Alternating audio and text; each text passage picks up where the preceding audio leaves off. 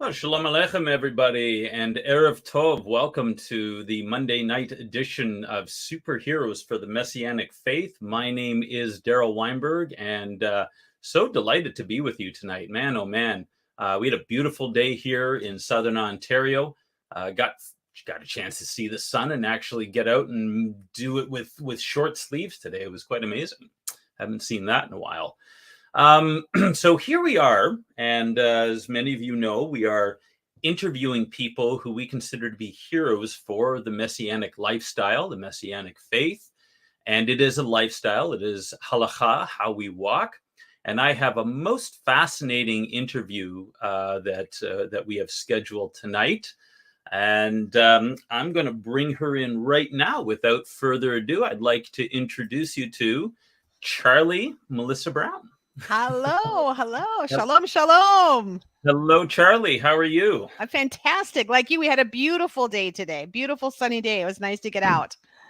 It certainly was. And I understand you did a little gardening and all that kind of jazz. And we're actually doing the same thing. As a matter of fact, I just had a cubic yard of topsoil that was delivered to us today.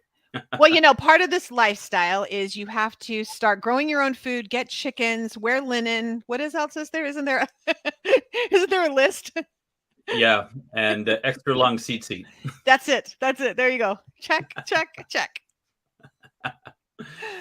So we are here to talk about people who have embraced the Messianic lifestyle.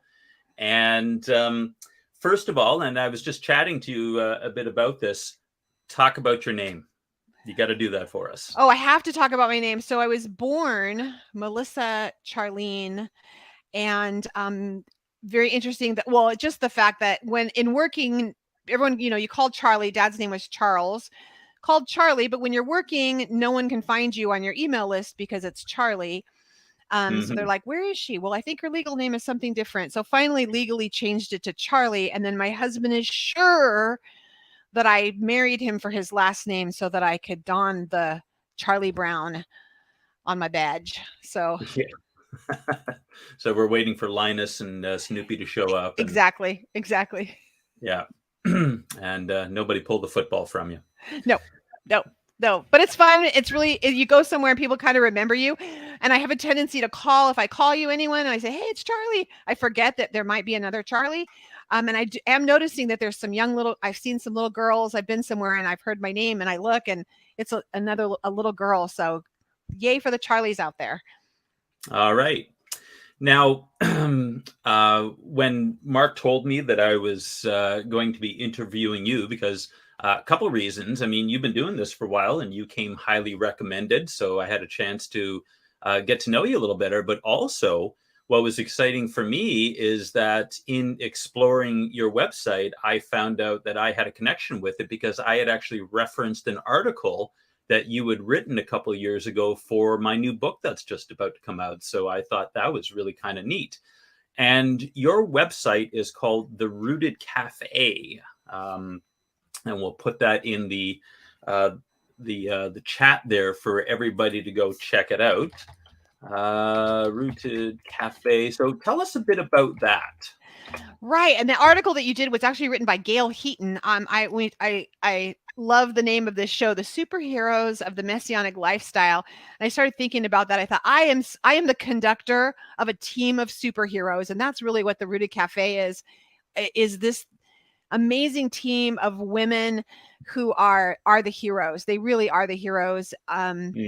So it's basically started out, I would say about 8 years ago. I was at a church and we had home groups. Many of you have come out of those kind of church, we're having a home group sessions. We finished up this home group devotional in my home around the kitchen table.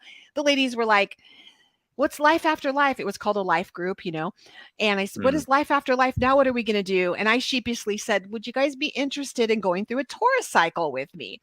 And they were like, oh, what's that? We don't know. Yes, let's do that. So at the time we used Bill Bullock. He's under pen names under the Rabbi's son at Biblical Lifestyle Center. And he has a study that he wrote out for his children for homeschooling. We kind of used that as a curriculum and went through it every week. I started a little Facebook group because, that's what you do. And I posted the things in there for the 8 of us so they could go on there, download, read, get ready for Friday mornings. And then we would meet at my house every Friday morning for the study. Well, eventually we all moved away, this was in San Diego. We kind of pittered away into our own little things. Again, that was 8 years ago. And we continued to meet via Zoom before, when it wasn't cool. We were using Zoom every Friday still, no matter where we were still meeting around the kitchen table virtually. And the women, there was about 20 of us. And then I started having questions. Now I've been in this, Darryl, we talked about this. I've been in this movement in the way, for over 20 years. And what I found is that while I got this amazing schooling in the redemptive Torah, amazing schooling and teachings in things Torah, that I could find that, what I was having a hard time is discipleship, because it wasn't like if I had converted to be Jewish, I would move in with a family, or I would be able to spend time with a family. They would walk me through a calendar. Women would walk me through how to do things. And I didn't really have that, didn't have a community that was doing that. So I thought, how can I do this? And as I prayed about it, this came out of my own need. There were some things I didn't know, and I wanted a safe place to ask questions. Like, where can I ask questions to other women and not feel stupid and say, I've been doing this for a little while, but I don't know anything about Havdalah. Does someone do that? I don't even know what that is. Is that like, I could ask those kind of questions. It would be a safe place to have some discussions about it. And so as I prayed about it, I had other training, coaching women how to develop courses and classes. I was doing that for a business. And I thought the Father was showing me, that's why I taught you how to do that, not for those, but for you could do it for this. So I used those same skills and developed this platform so these women could come in, and they could actually come in as a discipleship membership where it was private. We could have courses, we could have calls, we could have a community that was private, and it was safe to be able to ask questions. We could celebrate the things we weren't talking about diversity. We weren't talking about this calendar. We were talking about the things that were important. We were talking about the things that, how do I walk this through? How do I bring the fragrance of Messiah into my life? So I ended up opening up that was called The Portion, and it was on Facebook. I ended up opening up, and my best friend Brenda would show up every Friday with me, and we do it. We opened it up. And now there's over 2,000 women all over the world who meet every Friday morning around that virtual kitchen table, and for that portion call for these women. And we kind of just unpack the portion. So it's that's the long story short. Wow, that's 2,000 women. That is outstanding. That's very, very exciting that you're able to reach that many people. Now, you grew up in a contemporary Christian environment, and tell us a little bit about that journey to Torah. I mean, when did the light go on? What happened there? Yeah, I grew up, I say I'm born in church. I don't remember having a conversion experience. A lot of people have it. My husband has an amazing testimony of his conversion. I do not have that. I think I was born. I don't remember never not going to church. And I grew up in an Assembly of God church. I was there every time the doors opened, doing all the things church girls do. And what happened was, it ended up becoming, was interim pastoring for a church, and noticed one year as I was preparing for Passover, or preparing for Easter, as I was looking, I thought on the calendar, why is Easter and Passover, why are they 3 weeks apart? And this is over 20 years ago. And I thought, this is the strangest thing. So then what happened is I have to figure this out, and I have to tell people what's going on. And I'm reading about it, and the light comes on, and all of a sudden just things popping out of the word that I've studied and memorized this word my whole life. And now in my 30s, it looks completely different.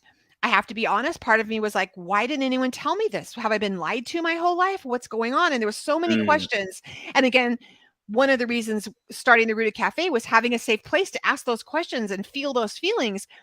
But I was looking into those, and then it ended up looking, as you're researching that, I'm realizing, well, it says not to eat these foods. Why do I eat these foods? Well, if Jesus did it, I don't want to do it. I mean, I want to do that. And if he didn't do it, I don't want to do that. And what is still applicable? You took a common sense approach to reading the Bible. Exactly. I don't know if that's allowed in a lot of places. Right? Stop with your sense making. Exactly. Exactly. And what happened is I felt like I sat down then, I began making a list of what are all these facts that I have staked. This is my core values. And I began writing them all out, including, dare I say, Jesus is the Son of God. He is the Messiah. I wrote everything out. Everything that I believe, I wrote it out. What have I been living? And then began one by one finding out what do I believe and why do I believe this? And it doesn't really say that, or have I just heard someone from a pulpit tell me this, or I've listened to an interpretation. And I began one by one, either reinforcing or eliminating. Yes, I kept the Yeshua is Messiah. That stayed on the list, but I one by one had to go through and find where is my foundation at. And then I knew why I believed what I believed, not so that I could argue it, and I won't, but it was so that I was walking in truth. And I felt I had been praying, which I realized this whole thing was the answer to the prayer. I had started to pray, Father, if it's not you, I don't want it. If it's not you, I'm so tired of the show, and I'm so tired of the religiosities of everything and operating in a pastor's role. I thought, I just don't want it anymore if it's not you. So he answered my prayer, and he started eliminating things. It was painful and amazing. Getting rid of barnacles is freeing, but they stick. Exactly. Now, so you're already married at this time, and how did your husband respond to what you were doing? Well, at the time, I actually I was married to a different husband and he at the time was kind of went along with it, but I found out later, was in the middle of an affair, and he ended up going to a different direction, and so we ended up divorcing. Obviously. Yeah. Wow. So that was and it was interesting because found out on like a Shabbat night with a bunch of people over. It was a good, again, I thought, if it's not you, I guess he was answering my prayers, but I don't know. But then later down the line, the Father brought my husband Randy in my life, and we are walking in such unity and having someone who's wanting the truth and the foundation of Torah, and understanding that it's not a law, but it was so much freedom. And it was such a beautiful way for us to be able to walk in that freedom. And nothing was, these aren't salvation issues, but these are issues of our best life and walking in freedom. And it's been a great walk together. Okay, that's outstanding. And you've got how many children? I have one child and two grandchildren. All right. And your daughter, she's fully on board as well? She is 100% on board. However, I will say Shelby is an amazing, amazing woman, God-loving woman. Our church was painful. Going through a divorce in church as a pastor, our church asked me to leave because they said it would impede my healing process if I stayed in the church there. So they asked me to step down. They asked me to leave, not just step down, as I was the women's pastor at a large church. And they said that we think it would be better if you leave. It will go to a different church. They said maybe the biker church. Not very many people will know you there, and maybe that'll help you heal better. And my daughter's boyfriend was required to not be her boyfriend anymore because her mother was divorcing. They were and so it was very painful to her to watch a church disassociate itself from us. So that church pain is we're removed from that quite a while now, and she's slowly coming back in. It's fun to watch her embracing things, but I remember even as a child telling her grandparents, Grandma, if I can say no to a pepperoni pizza, I totally can say no to drugs. So it's a fun it's fun. So there's hope for y'all. If your kids are, she's definitely not a prodigal, but she's making her way back into walking out things of Torah and aligning with what he wants for her life. Amen. Wow. That's, and it saddens me to hear that because it's far too common. Unfortunately, you're not an anomaly in that sense, in that the very institution that Yeshua set up to bring healing for people has now become the source of greatest pain for people. And I think, to be honest with you, that is one of the main appeals of the Messianic movement. that being said, it's not without its challenges. I think it was you who um, spoke to me the other day about not being a Torah terrorist. I think that was something that you had said to me. There does tend to the movement does tend to attract a lot of legalism, but legalism comes in all shapes and sizes and Absolutely. colors, whether it be in Pentecostal charismatic churches or the Torah movement. But I think a lot of what's happening right now, and you can certainly disagree with me on this, but what's happening is that there's a refinement that's going on within the body, and God is trying to bring it back to its original intent, where we are a place of healing and restoration.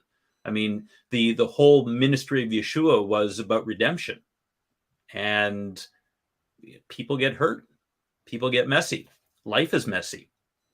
I have a Yeah, I'm instantly talking. You just got. I'm in the process of finishing up a devotional on the approaches. The Corbanots, and one of the things I realized, if we're called to be a kingdom of priests, if we're called to do messy things. We're called to meet our friends and our family members at an altar. We're not supposed to expose what's going on, but it was bloody. It was messy to these priests to meet at the altar with these things happening with guts. And I mean, it's messy, right? So we get to, sometimes we have to meet our family and our fellowship families or our faith-based families at an altar where we're helping them process some things, and we might get messy. And that's part of being a kingdom of priests. Absolutely. I love that analogy. So you are also an RN, you're a registered nurse. So you probably know a little bit more about blood than most people. How has your journey been affected by, or how has your journey affected your career and your insights into what you do to put food on the table? Well, that's loaded. So especially recently, right? So here, as a registered nurse, I was a operating room nurse, and then I moved into oncology. So as an oncology, and I did worked for clinical trials and research for a clinical cancer center and cancer research company in San Diego, and then working for specialty pharmacies like CVS and some other specialty pharmacies that actually do home infusions for patients who can't go into the hospital to get infusions. And so I was blessed through this epidemic. We'll start there. Let's just do it since we're not on YouTube now, right? So I was blessed. Actually, we are, sort of. but that's okay. Well, I was blessed in the fact that the company that I worked for, it was they honored my choices, my personal choices. So I will say that I was not affected much in my career. However, I have, because of my role at the Rooted Cafe has taken on so much time. I have stepped down as a nurse, and officially I am retired as a nurse because it is taking all my time to be able to further that. But I wasn't, my faith rarely affected. The only times it would affect would be if I made a choice not to have a certain type of like a flu shot or something. I may have chose not to because of maybe a pork byproduct. And there was the times when in my, I had a really great support system. So I personally, in my career, it hasn't made a difference for me. I've been very supported by in all the places I worked. I feel like I was very supported. I think it was because I came across loving. I didn't come across as, like we said, the Torah terrorist. I wasn't coming in pointing out how everyone's wrong and this is the right way to live your life. I felt like I was able to come across with joy. That was my goal or my intention, and that they would actually want to know more, as opposed to feeling like I was trying to isolate myself in some way. Okay. Wow. That's amazing. And so tell us a little bit more about, what it is you do with the Rooted Cafe now. I mean, it's quite comprehensive, and you got a lot of things going on now. You've also got grit going on too. So although your calling is mainly to minister to women, you've also got a component where you're dealing with the guys as well. Tell us about, what is the Rooted Cafe? What is the mission of it? And how are you impacting people now for the sake of the God? Tell us some testimonies too, Oh, please. that'd be great. Okay. So, you kind of shared how it got started, and Yep. we're 2 years now. And we have the portion, which is just a little attribute of it, that it's every Friday morning. It's just a teaching. We do it via Zoom, and we also broadcast over to a private Facebook group. So there's that. And then the Rooted Cafe is actually a paid membership. It's less than $20 a month, and that's just so we can pay for all the things that it takes to keep that moving. And in that, we have amazing teachers. Like, we have from beginner teachers all the way to advanced instructors. And the Father is just bringing instructors to us. Right now, we're working with most all of Dr. Adina Dye. She's doing a Tabernacle Right. Revealed course for us for using the 3 of her books. She has a 12 lesson course that she's finalizing up with us this month. She's been teaching it live to our members every month, one-on-one teaching. All of our instructors, by the way, we ask that they do at least 1 hour a month of office hours. And if you're anyway scholastic, you understand you have your professors, you could kind of swing by their office because they had office hours, and you could sit at their desk and ask questions. We ask that all of our instructors give an hour a month of office hours, so that any of our, we'll call them students or members, can come in and sit virtually at their desk and ask questions. So you have access to Dina Dye, Halisa Alwine, Keisha Gallagher, Gail Heaton, Brenda Straff, Valerie Moody. You have all these amazing women who they're coming in, and Valerie Moody's taking us through the calendar this year, and as each new festival comes up, she's producing this amazing course for us about uncovering the heart of the Father. In that, we have an Aleph-Bet course with Brenda Strath, where she teaches this beautiful energy of these letters. You won't have to speak conversational Hebrew. You could be a beginner, and all of a sudden you will see, like the Aleph-Bet, when you open up your Blue Letter Bible, you open up something and you'll see the word come to life in a hieroglyphic before you. And she's going to teach you to fall in love with this and use it for homeschooling if you want. You could use all the courses we have in there. We have calls on parenting. We have calls on the new moon, about the month. How do we pray, working together prayerfully through that? Darryl, what's happening is the most important thing is we have a community. We have a band. We have it on band now, and it's a private community. They're exploding with one another. They're not just sharing recipes on, here's my favorite challah bread, or banana pudding with, what do you do with the challah bread day 2? This is women who are saying, this is what I'm struggling with on a real life level, and I'm trying to apply Torah to my life here. And women are jumping in, and they're just loving it. They might be, like I said, different calendars. They could be different. They could have different little things that they believe that they don't agree on. That doesn't come up. We've all agreed to leave those off the table, but we're going to come in and meet on the things that are important. My marriage is struggling. We have new marriage call coming up. We're starting once a month, a marriage call, homeschooling calls. Again, practical life ways that we bring Torah into our lives to disciple each other of how to walk it out. And testimonies would be women who were struggling. They felt all alone. We have some women in Canada that are off in the middle of nowhere, women in South Africa. We have women, in the United States, where they're like, I'm alone. And I came upon this way by myself, and I didn't know what to do. And now I have this safe place with women who I know love me where I'm at, even if I have my Christmas tree next to the menorah, because I'm still not sure what to do and how to move it all around and how to process this with my family. And they're loving me, and they're letting me walk this through with Abba, and they're letting me see the fragrance of Messiah and letting the Holy Spirit do the work. But at the same time, giving the bumpers, here's some guidance along the way on practical ways, with teachers that are like crazy. Like, they would never have access to teachers like this on a one-on-one basis. And that was my next question. You've only been around for 2 years. How on earth did you line up the roster you've got published authors.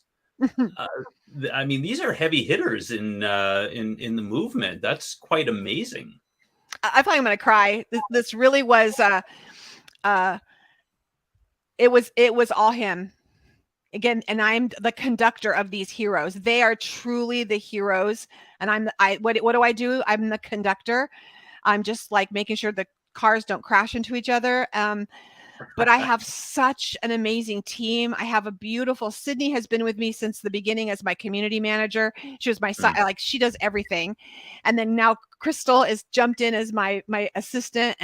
But I have, it started out, I'm going to give credit, when you got the article from Gail Heaton, I was looking on Facebook. We were traveling full time and in our fifth wheel, and we were headed to Montana, and we were going to be up there for a while. So I was on Facebook and I was looking up Messianic, fellowships, Montana, and this thing came up, Restoration Fellowship or Restoration Messianic Fellowship.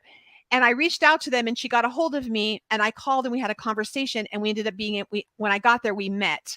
It turns out we had a lot in common. And I have to say that Gail, the Father put Gail into my life, and she was pivotal because she introduced me to this group of women she went to Israel with, Dr. Halisa Alwine, Keisha Gallagher, these women. And I had a conference and asked them, would you guys be speakers at this conference? And they said yes. And now they've become some of my very best friends. Randy and I have spent beautiful time with, times with Halisa and Alan at their home. I mean, I think we've spent time with most of these people, these women at their homes. They have become my family.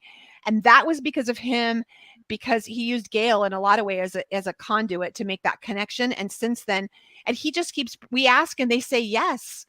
And more, what, Darryl, what the biggest thing is, watching these people seed is we are, a nonprofit now, and watching these same people these women seed into our ministry. I'll look and say, oh my gosh, they sent us a donation. They're saying, no, you're good soil. That says a lot to me, that not only are they giving their time, but they're saying, here's some money. Here's our check. Yeah. Wow. Now, speaking of seeds, I mean, you've got the picture behind you there. Tell us a little bit about that. So one of beautiful women, she's a director of our prayer ministry. We have a woman who's leading. We have a prayer team that is praying for our members, praying for our team, praying for us constantly, Linda Millett. And she had a vision. And I'll do this, but it's going to be really, you'll see the little below. But anyway, she had a vision of like Brenda and I, when we were teaching on Fridays, she said it was like when we're teaching, it was like a dandelion. And she was saying that the Lord showed her that it was like the seeds were going all over the planet. It was just being dispersed throughout the planet. I walked into a furniture store earlier this year and saw this and just stood there at the furniture store crying. On my birthday, I got a knock at the door. And the guy, the sales guy on the floor, my husband secretly had bought it for me, and they brought it in on my birthday this year. So this is a new thing from my office. It's great. And, I once served with a ministry. It was a Baptist ministry. And the dandelion was the whole theme. I mean, the director of the ministry, that was his vision, that the gospel and the planting of congregations was very much like a dandelion, that it gets old, it dies, and it rebirths things. And so the emphasis was on planting, just like a dandelion does. So when I saw that, I thought, oh, that's great. I know exactly what that stands for. Yay! Yeah, that's exactly what it is. It's just him. I mean, he's doing such an amazing thing. And I literally wake up every morning. I get to do this today. Yeah, it's, I found that I got saved in a Messianic congregation. So I'm kind of an odd duck in that sense. You're an anomaly. Yes. I am.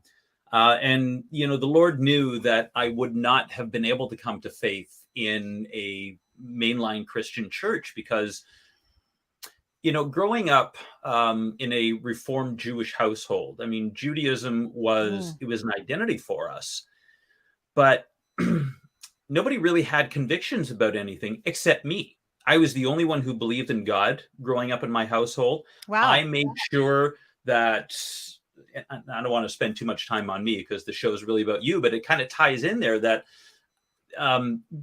growing up, I would take the bus down to go see my grandfather on the high holy days to make sure I went to synagogue with him. Even though the rest of my family, I mean, they never went to synagogue or anything. Like, to me, it was important. And when I started questioning in my mid-20s as to why we as Jews didn't believe in Jesus as the Messiah, whatever the Messiah was, I didn't even know because I never read the Bible growing up. I knew that it was important, that my identity was important. I just didn't understand why. And so, when I began to question about who Yeshua was, it was a 3-year journey that I went on. And the biggest thing for me is that I had to reconcile being Jewish and still believing in Yeshua and retaining my Jewish identity, because both the church and the synagogue tell you that when you come to faith in Yeshua, you're no longer Jewish. Yeah. Which is the most ridiculous thing that you can find. I mean, that's, it's like saying you're no longer Scottish or English if you come to faith in Messiah. It's, it's craziness. I know a lot of Jamaicans, they didn't lose their accent when they got saved. They didn't start talking like a bunch of people down from where you're living now. Yeah, man. So, for me to get saved in a Messianic congregation. So for me, it's always a fascination to watch people come through this transition. And my wife, she got saved in a contemporary, it was a seeker-sensitive church, as a matter of fact. She didn't last very long there because she was a bad girl like you and just started asking a bunch of questions, which she wasn't supposed to be doing, and she started reading the Old Testament too. Isn't it beautiful to be in a place where that's the one thing I love about this, is that we actually get to ask questions. Like, it's encouraged. You should be asking. I mean, for us, I'm constantly telling women, if you're reading this, I want you to write down how many, this should invoke so many questions. Have you ever been to a Jewish gathering before? I mean, it's like, being an RN and having studied genetics a bit, you'll know that in DNA there are 4 acids, right? Mm-hmm. Well, in Jewish people, there's a 5th one. It's a question mark. Yes. Isn't that great, though? Isn't that great? My wife, sometimes honestly, she'll say, stop asking questions. I said, well, that would be denying who I am. Well, my husband asked me, he'll be like, when we had to get through the, when you're in the process, I said, in getting to know each other, I said, he'll say, why are you always questioning me? So my husband was a Army Ranger, Mr., he was very militaristic. Yeah. His father was very militaristic. Now my father was as well. So I grew up and I was in the military. So I grew up in a very, I get it. However, I had to explain to him, no, you don't understand. I'm not questioning you. I'm just asking questions. That means I'm interested. That means I want to know more. That means I'm the why girl. Well, why? I mean, that was me at 3. Why? And that's, the secret little question mark. I have like 1%. I'm like that little girl with 1% Jewish, heritage, but it was just enough that I think the question mark snuck in, because it was always why.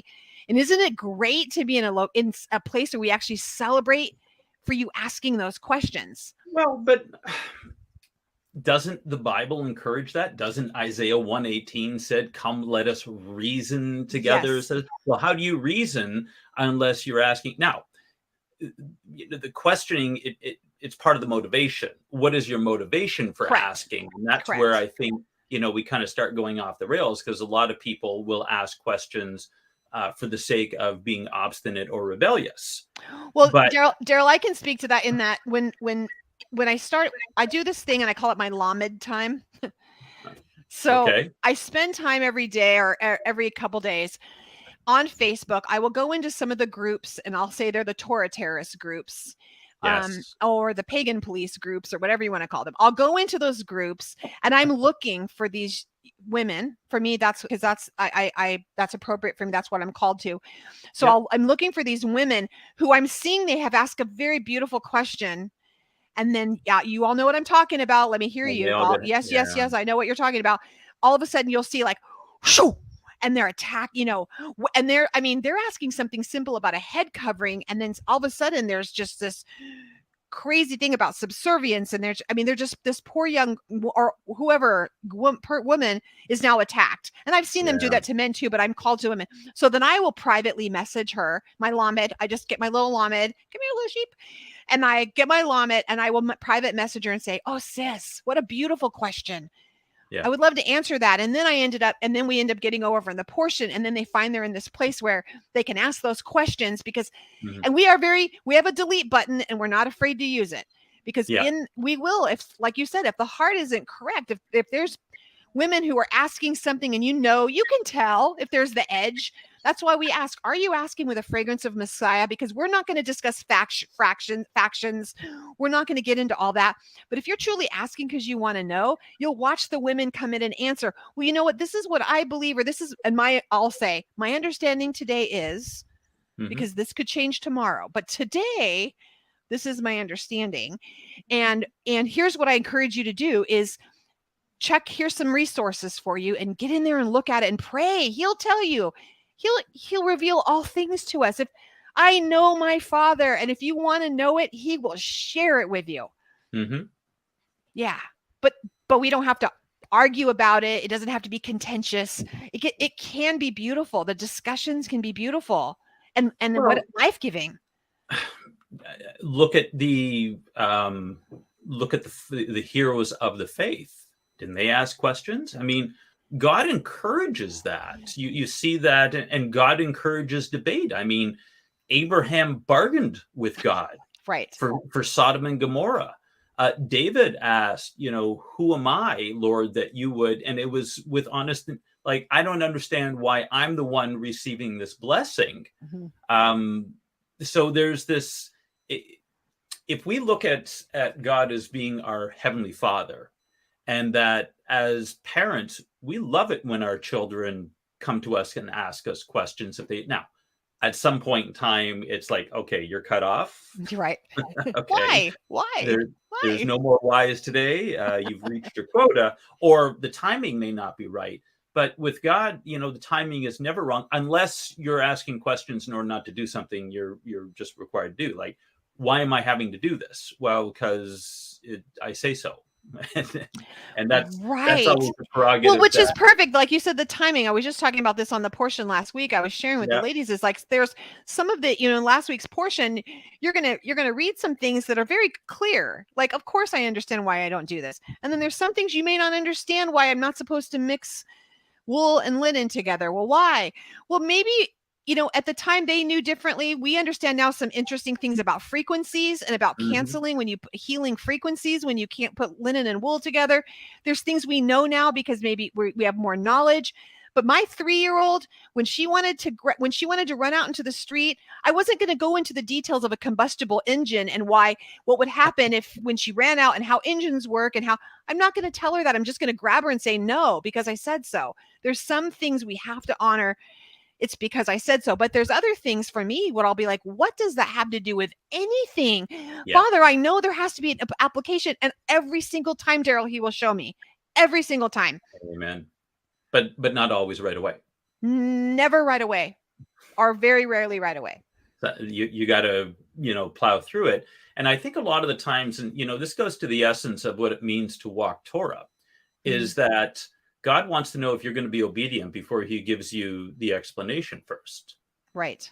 Now, there are times where, there will be a great example is the difference between in the gospel accounts, you have Zechariah getting the promise of a child and you get Mary getting the promise of a child. And Zechariah, when he says, well, how can this be? And Gabriel essentially slaps him upside the head and tells him, because you didn't believe me, you're not speaking for the next 9 months. That was a discipline. Mary asked the question. Gabriel comes to her and says that you're going to bear the Messiah, and she's just like, "How is that going to work?" Because physiologically, that just doesn't fly. But what was the intent? The intent was Zechariah was like, you got to be putting me on here. He's a lot older, of course, than Miriam was, and also as a priest. When an angel shows up and gives you, a vision and tells you something directly, and you're questioning him because you're not seeing how God can work out physics or biology, you're going to be on the wrong side of things. But with isn't that Mary, are you questioning God or are you asking a question of God? And Mary was like, okay, if that's the way it's going to be, then and look at her prayer after. Oh my goodness, one of the most beautiful exaltations in Scripture. So it's very much the same thing. And I think where we have really gotten off the rails when it comes to the body of Messiah is that we don't ask enough questions. We don't do exactly what you did, which was start questioning, well, why is it like this? Once you get into the Messianic movement, that doesn't stop. There are many things that we are just told to accept. And then you start having to say, well, wait a minute, why? I mean, I remember one of the big issues that I had for a long time. What does it mean when it says, do not harm the corners of your beard? And I said to the Lord, I said, I don't think you want me to walk around looking like, in Yiddish, we have an expression called the wild chaya, a wild man, like a Grizzly Adams coming out of the bush or something like that. But I said, so, Lord, I don't think it's that I'm supposed to let this thing become unruly and, going to what the Orthodox do in order to not cut their beards. You know what they do? They actually burn it. They'll take a flame. Well, they find a way around. It's kind of like, oh, it's Shabbat. I can't light a fire. Would you light my cigarette for me? Because I can't light the fire. Would you do it for me? Because you can. There's always let's find a way around. That's Orthodox not the heart of it. Orthodox Judaism is 10,000 rules and 20,000 ways to get around them. That's great. So, but it's what is the intent? Mm-hmm. And what I find beautiful about the whole Messianic lifestyle, and I'm so delighted to hear about what you're doing and how you're leading people in this safe fashion and encouraging them to do that, is we get to ask God questions. We have that intimate relationship with the Father that says, come ask. I got time. God's got nothing but time for us. And this is something that we understand. And, what I emphasize in the book is that the commandments of God are looked at within Christianity as barriers, when in fact, like you were talking about with your 3-year-old, they're guardrails. And if God gave us instructions not to do something, it's to our benefit. He's trying to protect us from something. We may not understand what that is. Your 3-year-old doesn't necessarily understand what a hot stove is. And if you see her going toward that, you're like going to freak out and she's going to get scared. But it's better that she gets scared than having to touch a thing and you go to the burn unit in the hospital. Correct. I think about we know that sin is that archery term. It's missing the mark. So it's much like bowling. You want to hit the mark. You want to hit your bowling pins. And if you may need guardrails for a while. You need the bumpers. They blow up the bumpers when you're either new or you're a kid. They put those bumpers down to help you to guide your ball to the right place. Otherwise, you're going to keep hitting it gutter. And he is so good. And we hear David saying, I've hidden your word in my heart that I might not miss the mark. I want to not miss the mark. So his word are those bumper pads that guide us to the center. It's freedom. It's saying, hey, I don't want you to go off the rails. I don't want you to miss what you're called to be. I don't want you to miss this beautiful, amazing life that I have for you. Sometimes some of us have spent some time in the gutter. I have. But instead, if the more I'm in his word and the more I see the life in that, and I hope that then I get to give that to others and say, okay, I want them to see that it's not these rules and regulations, but it's this life-giving, life-breathing things that are bumpers, maybe, but they're going to make me so that I hit one strike after another. I want to be a high scorer. I want to get the trophy. We're aiming for the 300. That's it. The perfect game there. Absolutely. So where do you see Rooted Cafe going from here? And now you've done a bit of moving around over the last little while. You've bounced from California up to Montana. And now you're down in kind of the southeast there, or more central, I guess. But where do you see things going with the ministry? Well, yeah, we did. We actually during Lech Lecha, during that Parsha, that my husband and I both separately heard the Father say it's time to get up and go. We were living in Fort Collins, Colorado, and we sold as much as we could and put as much as else we could in storage. And we got in a trailer, an RV, and we lived in an RV. We lived in we'll just say we lived as nomads for 4 years. And so we sold the fifth wheel. We lived in this great 41-foot fifth wheel, and in February, and he settled us in. I mean, that fast. It happened within like 3 days.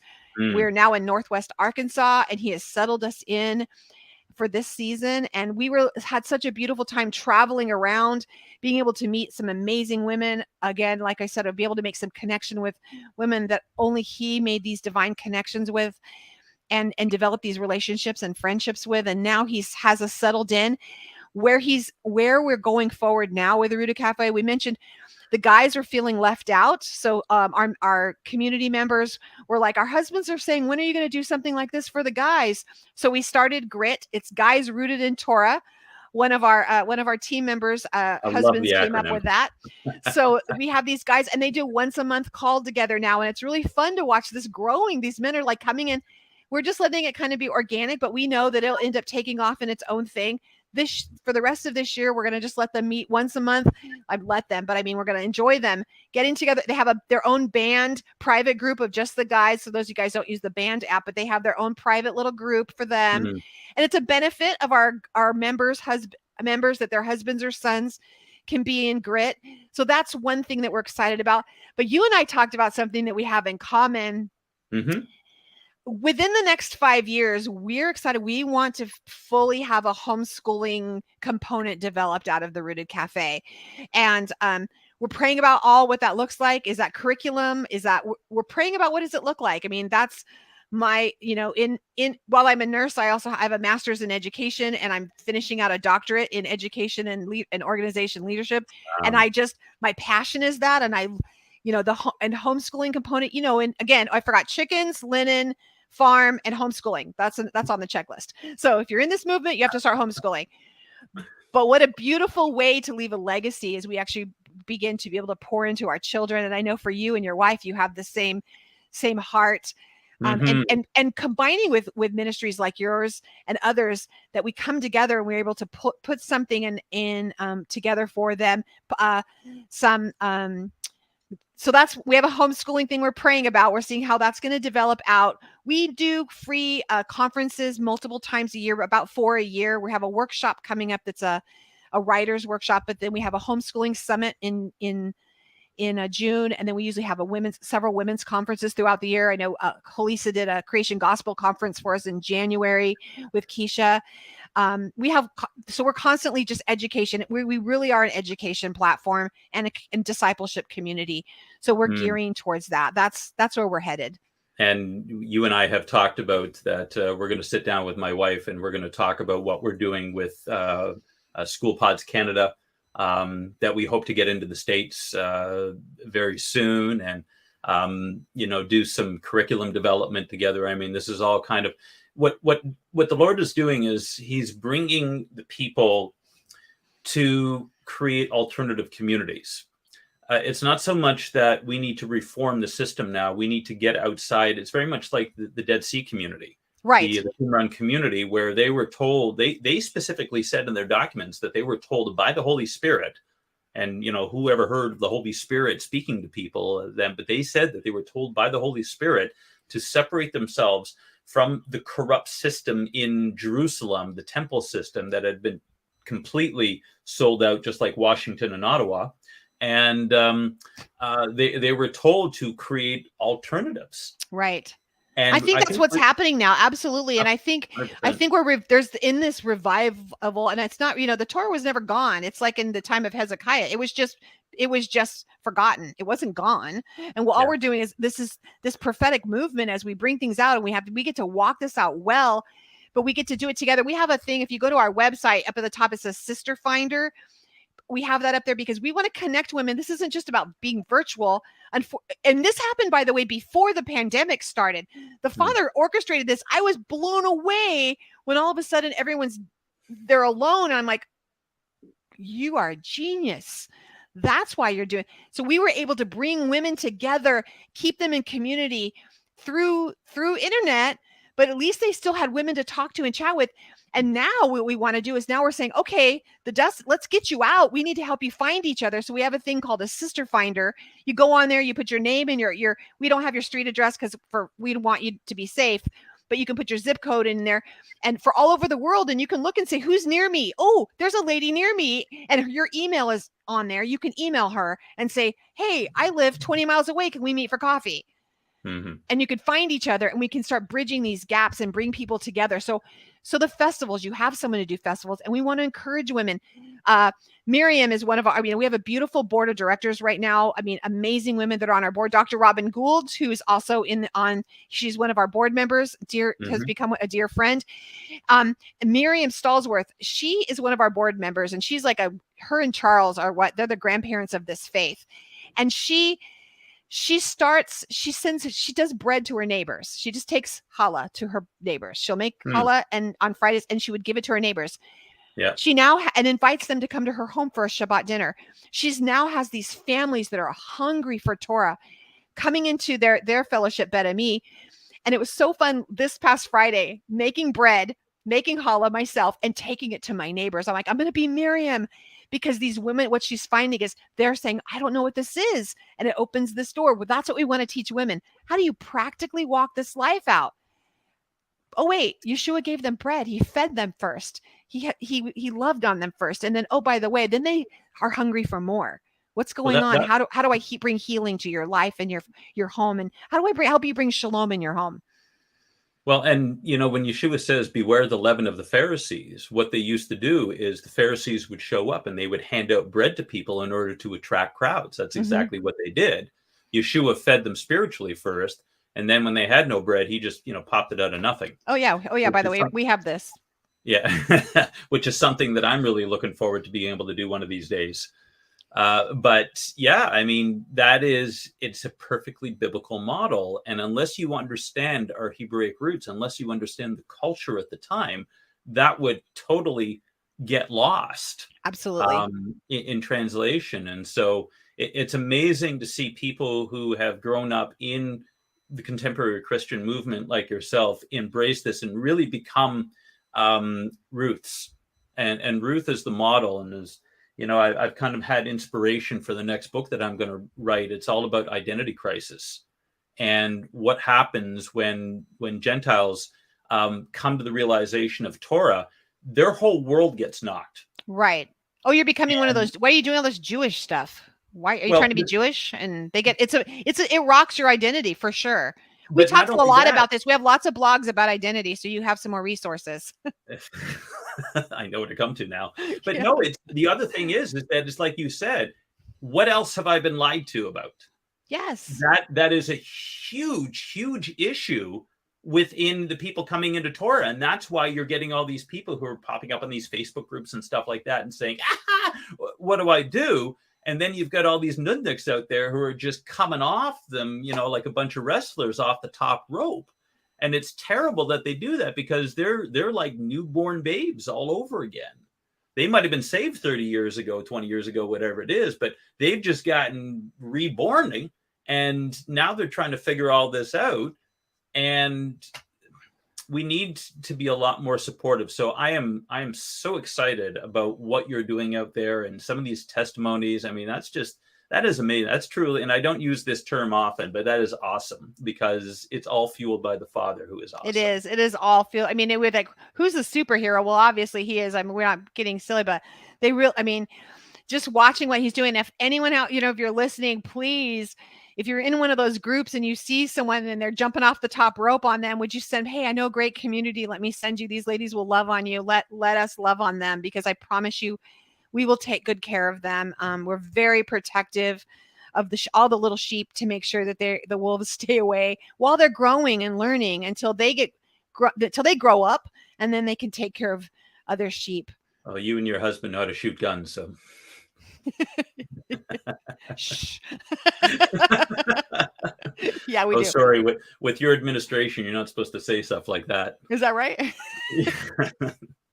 The Democrats. Anyway, so how, if people are curious, what kind of things do you have available for them to explore what it is you're doing? Are there broadcasts or things like that they can kind of tip their toe in the water to? Yeah, I think that. So starting out, we could go to therootedcafe.com. Again, it's KAFE. If you spell it wrong, I think we cover you on the other end and forward it. But you'll notice if you go on there, we have you can cruise through some of our blogs. Those are some great reading. We're adding to it all the time. We've got blogs according to the month. If you're looking in the current month, what do you want to know what's happening? We've got great blogs just, constantly going in there. But we also have, if you also hit the portion, you can see the different ways. We have women reading the portion, so you can listen to maybe one of your friends reading the portion out loud, and hearing the word. Maybe you're reading it and you can listen to it. We're working on other languages right now, so that we have other women who can hear it in their native language. But right now, I know we're working on Spanish and Afrikaans, especially right now. but we have English for sure. Ladies can listen to that. If you keep looking down, you'll see the ways you can join us on Facebook. If you are a participant on Facebook, if you go to the portion in groups, it's like facebook.com/groups/the portion.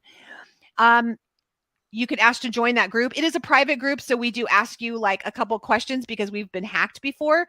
So if you want to get let in, you do have to agree to the terms, and it's basically that you're not going to be a meanie. And so you're going to be nice and check the boxes and say, we ask if you're new because we kind of want to know if we need to help you. We can keep track of you. We ask for your email list because if we get kicked out of Facebook, which could happen, then we know that we could actually send you an email and say, hey, this is where we are now. This is where you can find us. We don't spam you or anything.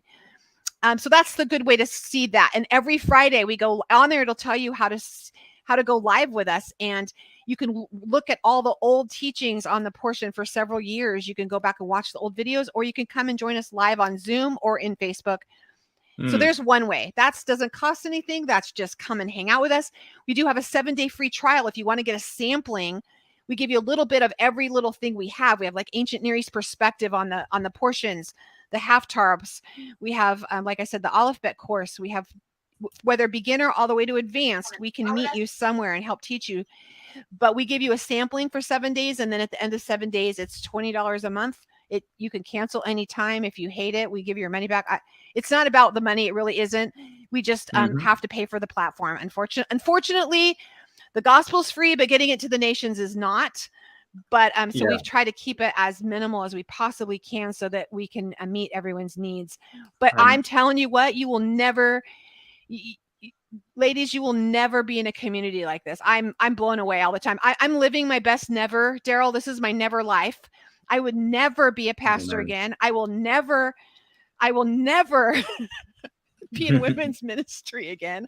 I am living my best never, because everything I said I would never do, he truly is, I think, telling all of us, Darryl, do it again. You were hurt, do it again. Yeah. They knocked you down, do it again. Well, yeah. That's kind of a righteous man falls 7 times, but he gets back up again. Gets up. So get up, can do it again. Because I think he's calling all of us to do it again. Well, Charlie, we have essentially come to the end of our hour, and boy, we could keep talking about this, I know. So go to therootedcafe.com, check it out, K-A-F-E. It's there in the chat. You can check it out. And if you want to get in touch with Charlie and ask more questions, I'm sure there's a contact form on it. Oh, and Wednesday we're launching the first show. Yay. Yeah. Oh, I totally forgot. Very quickly, 15 seconds. What is the name of the show? Wednesday, it's called The Practical Portion. So it'll be Wednesdays, and it's at 1 p.m. Eastern Standard Time here on Messianic Lamb Network. And we're going to be we'll be chatting about this week's Parsha, and we're going to break it down in a practical way every week together. Outstanding. So if you loved listening to Charlie as I did, you're going to get to hear a whole lot more of her. Charlie, thank you so much for joining us on Superheroes of the Messianic Faith. It has been just a privilege to talk to you, and I look forward to seeing many other great things. My privilege. So, shalom, y'all. On that note, we're going to bid you all adieu, and thanks for joining us. We'll see you next week. Shalom. Shalom. We are richly blessed to bring you what we believe is the fullest, most diverse, yet up-to-date progressive teachings, discussion, and prayer programming you can find anywhere on this planet. Be sure to take the tour of the MessianicLambRadio.com website. I'm Susan Hoogie, thanking you for joining us on the Messianic Lamb Video Network.